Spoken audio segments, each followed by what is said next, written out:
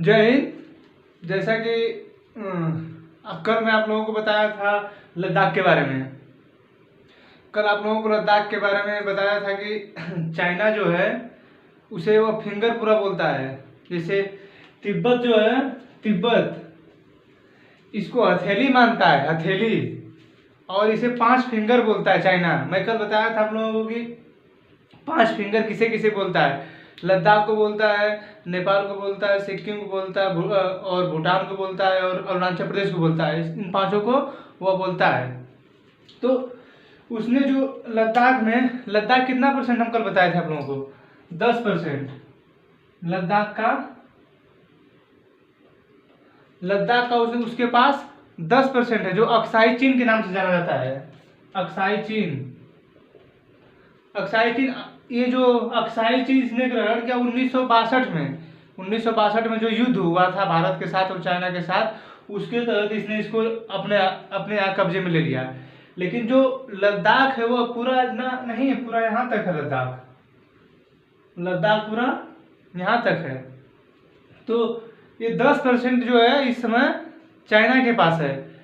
जो चाइना के पास है, तो चाइना 10% के बाद उसके आगे जो आ रहा है, जो भी हाल ही में गलवान घाटी में जो हमला हुआ था हमारे सैनिकों के ऊपर, जो हमला हुआ था, तो पैंगोत्सो लेक यहीं पर स्थित है, यहाँ से यहाँ तक। तो जो ये हमला हुआ था, तो चाइना इस पे बात नहीं करता है। चाइना में आपको कल एक उदाहरण दिया था कि चाइना किस तरह की मतलब रणनीति अपनाता है। 100 रुपया दे के आपसे उल्टा 1000 रुपया मांगेगा। 100 रुपया आपसे ही लेगा, समझ में आ रहा है? 100 रुपया जैसे आपसे लिया और फिर उसके बाद बोलेगा कि हमारे 1000 लौटाओ, हमारा 1000 लौटाओ। तो ऐसी रणनीति उसकी है। ऐसे आप अपने जीवन में इसे अपना सकते हैं, लेकिन जब अपनाएंगे तो बहुत सी गालियाँ सुनेंगे। तो ये जो है चाइना ऐसी रणनीति अपनाता है। तो वो उसका जो मेन रीजन है, अरुणाचल प्रदेश को वह दक्षिणी तिब्बत बोलता है। जो ये भाग है अरुणाचल प्रदेश का जो ये भाग है, इसे दक्षिण तिब्बत बोलता है। तो जब 1959 में तिब्बत को चाइना ने अपने कब्जे में कर लिया, दलाई लामा उसमें प्रधानमंत्री हुआ करते थे वहाँ के, इस समय तो नहीं है, लेकिन जब यहाँ के दलाई लामा प्रधानमंत्री हुआ करते थे, तो चीन का जो प्रधानमंत्री था माओ त्से जो प्रधानमंत्री था, उसने इसको 1959 में तिब्बत को अपने कब्जे में कर लिया। और उसी के बाद जब दूसरे यहाँ के प्रधानमंत्री हुए, तो 1962 में जब लड़ाई हुई, तो उसने अक्साई चीन को भी अपने कब्जे में कर लिया। और मैं कल बताया था कि फिंगर क्या है। वहाँ पे पहाड़ियाँ ऐसी स्थित हैं, वहाँ पे 8 पहाड़ियाँ हैं जिन्हें फिंगर के नाम से जाना जाता है। 8 पहाड़ियाँ हैं जिन्हें फिंगर के नाम से जाना जाता है।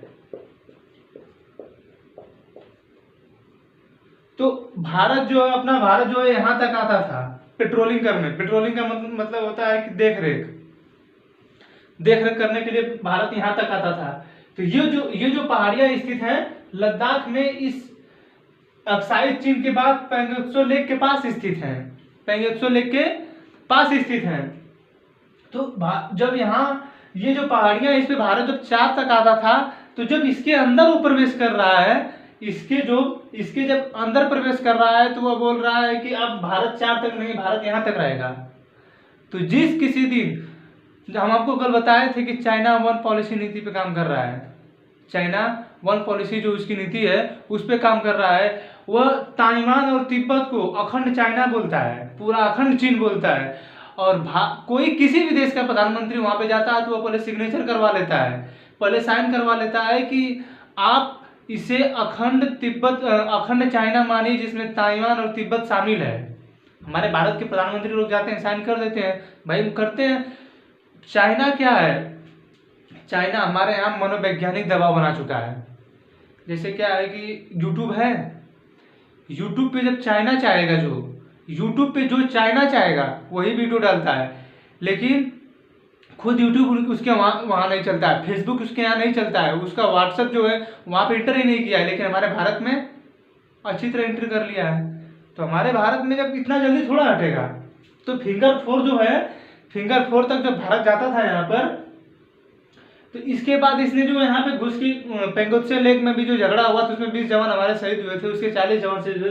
तो ये मामला अब ये है कि आप अक्साई चीन पे बात ही मत करिए, आप पेनिनसुला लेक पे बात करिए। अब कि अब हमारा है तो भारत में पीछे हटने का नाम नहीं है, क्योंकि अब विदेश नीति में भारत की सॉफ्ट नहीं रह गई, उतनी अच्छी नीति अब बन रही है भारत की।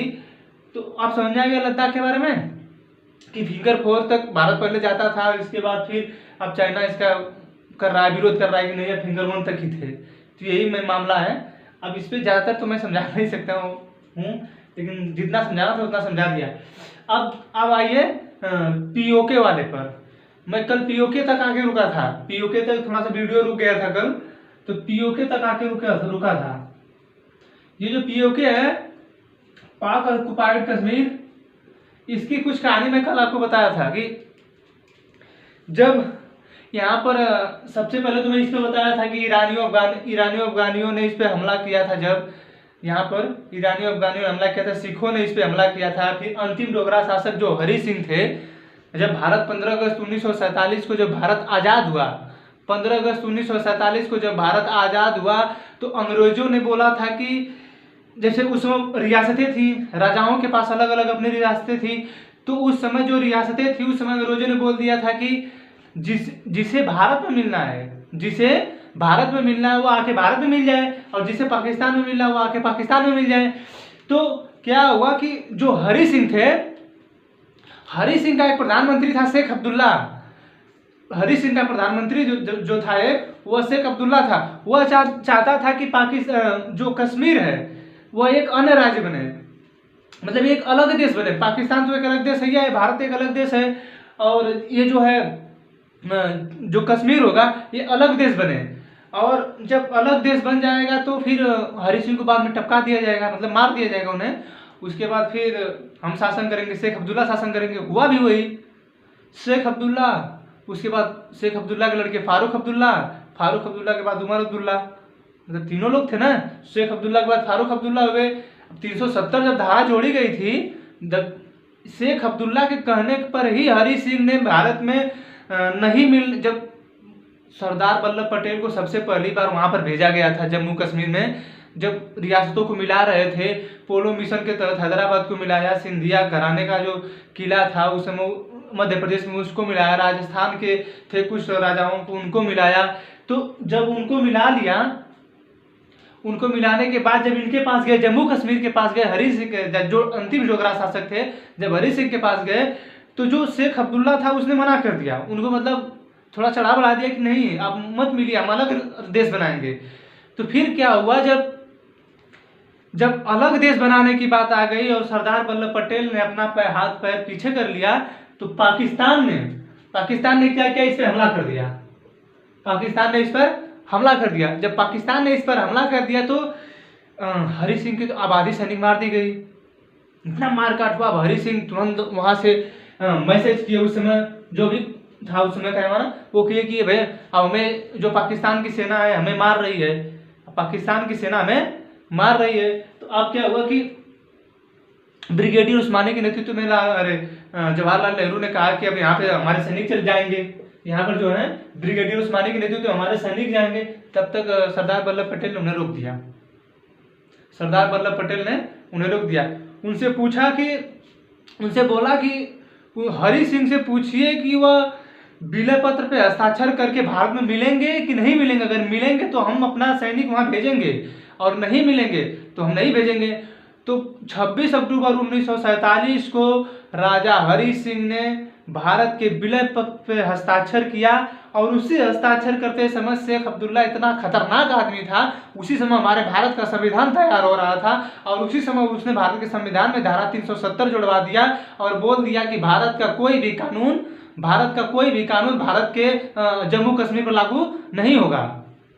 अब 2019 में जब 31 अक्टूबर 2019 को केंद्र शासित प्रदेश बन गया, उससे पहले 5 अगस्त को जब पेश किया गया था बिल इसको हटाने के लिए, अमित शाह ने जब संसद में पेश किया था इसको हटाने के लिए, तो उस समय जब कश्मीर को मिलाया गया था तो राष्ट्रपति के हस्ताक्षर से मिलाया गया था, उस पर कोई संशोधन नहीं हुआ था, तो उसी तरह उसको हटा दिया गया।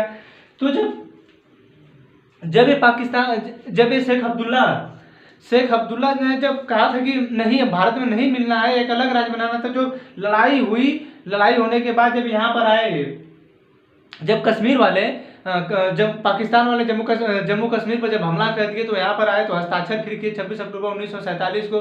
तब इसके बाद यहाँ पर हमारे भारत की सेना गई, हमारे भारत की सेना इसके बाद यहाँ पर गई। तो यहीं तक आके उस समय पाकिस्तान यहाँ तक इंटर कर चुका था, जब तक हमारी सेना पहुंचती यहाँ तक इंटर कर चुका था। इससे पहले हो सकता था जब विलय पत्र पे हस्ताक्षर किए और जब सरदार पटेल उससे पहले गए थे, जब अंग्रेजों ने बोला था कि जिसको जहां मिलना वो मिल जाए, उस समय सरदार पटेल जब गए थे मिलने इनसे, अगर उस समय जाते और हमारे भारत में मिल जाते तो ऐसा तो नहीं होता। आज ये एक अलग राज्य बन के है, ये पाकिस्तान का है और यहाँ पे जल्दी कुछ होता नहीं है, तो एक अलग राज्य बनकर रह गया है। तो जब ये पाकिस्तान ने इस पर जब हमला किया, अरे पाकिस्तान ने जब हमला किया और यहाँ की सेना जब यहाँ गई, भारत की सेना गई यहाँ पर, तो यहीं तक रुक गई। यहाँ तक तो आ चुका था ये पाकिस्तान, तो यहाँ तक आके रुक गई और यहीं से बॉर्डर बन गया, यहीं से बॉर्डर बन गया। अब आगे थोड़ा पीओके के बारे में जान लीजिए। जब पीओके पर पाकिस्तान ने इतना दूर तक कब्जा कर लिया था, ये देखिए जो है ये गिलगिट है, ये जो है गिलगिट है, और इधर ये जो है बाल्टिस्तान है, इसे बाल्टिस्तान बोलते हैं। बी लिख दे रहे हैं, बी से बाल्टिस्तान, और इसे बोलते हैं आजाद कश्मीर। हम लोग इसे आजाद कश्मीर बोलते हैं, इसे पाकिस्तान गुलाम कश्मीर बोलता है, समझा क्या। जबकि पीओके में ही है, तो ये बाल्टिस्तान है, ये आजाद कश्मीर है, ये गिलगिट है। जब पाकिस्तान ने पीओके को अपने अंडर कर लिया तो उसने सोचा कि भारत अपना पीओके, क्योंकि राजा हरि सिंह ने तो विलय पत्र पे हस्ताक्षर कर दिया था, उसके बाद इन लोगों ने लड़ाई करके लिया था, तो जो पाकिस्तान था उसने अपना जो गिलगिट का एयरपोर्ट था उसने अमेरिका को दे दिया, अमेरिका को दे दिया। अब इतने विद्रोह में अमेरिका ने इस एयरपोर्ट को ले क्यों लिया? अब कहीं भी विद्रोह है, मान लीजिए चाइना और भारत के बीच विद्रोह है, अब बीच में यहाँ पे गलवान घाटी में विद्रोह, अब यहाँ पे आके कोई सैनिक अड्डा ले लेगा? तो अमेरिका ने अड्डा क्यों नहीं लिया? जब भारत 15 अगस्त 1947 को आज़ाद हुआ तो यह भारत जो फेवर में था वह रूस के फेवर में था, रूस के फेवर में था भारत। तो रूस और अमेरिका में जो शीत युद्ध हुआ था, विश्व युद्ध 1945 के समाप्ति के बाद जब विश्व युद्ध समाप्त हुआ तो शीत युद्ध चालू हो गया, एक और पूंजीवादी एक और साम्यवादी। तो पूंजीवादी, जो लोग पूंजीवादी थे वो अमेरिका की तरफ जा रहे थे, जो साम्यवादी थे वह रूस की तरफ जा रहे थे। लेकिन फिर भी भारत जो था वह जिसका उसका झुकाव जो था भारत का वो ज़्यादातर रूस की तरफ था, ज़्यादातर झुकाव जो था वो भारत का रूस की तरफ था। तो इसने क्या किया, यहाँ पर जब नौसैनिक अड्डा ले लिया अपना, अमेरिका ने नौसैनिक अड्डा ले लिया, तो यहाँ से अब लिया क्यों? यहाँ से भारत पे नजर रख सकता था, क्योंकि अब तो ये पीओके में मिल गया है ना, अब इस पर तो पीओके का अधिकार है, तो इस पे जो पीओके का अधिकार है, तो अब यहाँ से अमेरिका ने जो अड्डा लिया यहाँ से भारत पर रख सकता है और यहाँ से सीधे चाइना पर रख सकता है। वर्ल्ड मैप जब मैं पढ़ाऊंगा इसमें बताऊंगा, इसको ध्यान में रखिएगा कि वर्ल्ड मैप जब पढ़ाऊंगा तो बताऊंगा क्या रीजन है कि ये चाइना पे भी नजर रखना चाहता है, भारत पे भी नजर रखना चाहता है और यहीं से रूस पे भी नजर रखना है। रूस से तो खैर उसकी लड़ाई चल रही थी शीत युद्ध से, जो साम्यवादी और पूंजीवादी के बीच, तो रूस पे भी, यहीं से रूस पे भी वो नजर रख सकता था, चाइना पे भी, भारत पे भी। लेकिन हुआ क्या कि 2002 मई सन 2011 को जब एबटाबाद में ओसामा बिन लादेन को मारा गया, ओसामा बिन लादेन को मारा गया, तो पाकिस्तान को थोड़ा सा कुछ अजीब सा महसूस होने लगा कि अब लगता है कि अमेरिका भी हमारे फेवर से दूर होगा, लगता है अमेरिका भी हमारे फेवर से दूर होगा। तो अब उसने क्या किया, इसके आसपास का, इसके जो आसपास का स्थान है ये चाइना को दे दिया, वहां पर अमेरिका को भी अपना अड्डा दिया है, अब चाइना को भी दे दिया व्यापार करने के लिए। अब इसके बीच क्या हुआ, इन दोनों के बीच तो उतनी पटती नहीं थी, अमेरिका और चाइना के बीच उतना लगाव नहीं था, लेकिन क्या किया इसने, इसको दे दिया। इसके बाद फिर क्या हुआ, जब ओसामा बिन लादेन को मारा गया तो पाकिस्तान को समझा गया कि अब ऐसा मतलब अमेरिका के हमारे फेवर से बाहर हो रहा है लगता है, तो उसने जब चाइना को दे दिया तो ये जो अभी यहाँ पर आइए गिलगिट एयरपोर्ट है, इसके आसपास की जो स्थान है वो किसको दे दिया, चाइना को दे दिया। लेकिन यहीं पे एक घाटी स्थित है, सस्क्राम की घाटी, ये यूके में सस्क्राम की घाटी, ये इसने चाइना को दे दिया, इसे भी उसने चाइना को दे दिया। समझ में आ रहा है? अमेरिका ने जब ओसामा बिन लादेन को मारा तो उसे समझ में आ गया कि हमारे फेवर से अरे अमेरिका बाहर हो रहा है, तो उसके आसपास की सारी जमीनों को उसने चाइना को दे दिया। उसके बाद फिर यहाँ से उसका मेन जो निशाना था उसका, यहाँ पर जो सियाचिन ग्लेशियर यहाँ पर है, यहाँ पर कारगिल है, नजर उसका यहाँ पे रख रहा था कि चाइना जो है भारत पे नजर रखेगा, यहाँ से अमेरिका इस पे नजर रख ही रहा है। तो वो दो देशों को भिड़ा रहा है। सबसे पहले तो अंदर अमेरिका को दिया है, अमेरिका के बाद अब अमेरिका का कोई भी नौसैनिक अरे एयरपोर्ट जो आएगा, जहाज आएंगे तो उस पर चाइना भी तो नजर रखेगा। अब यहाँ के इसके आसपास जो इसके बाहर है, चाइना तो नजर रखेगा कि नहीं रखेगा। तो अब इस पे क्या हुआ कि अब पाकिस्तान ने इसको जो है चाइना को भी दे दिया, अमेरिका को दे दिया। उसके बाद क्या हुआ, चाइना ने जब यहाँ पर आ गया तो इतना सताना शुरू किया पाकिस्तान को, इतना सताना शुरू किया कि कर्जा $85 बिलियन दे दिया सीपीईसी बनाने के लिए। सीपीईसी, अब यही से देखिए, सीपीईसी बनाया इस चाइना पाकिस्तान इकोनॉमिक कॉरिडोर।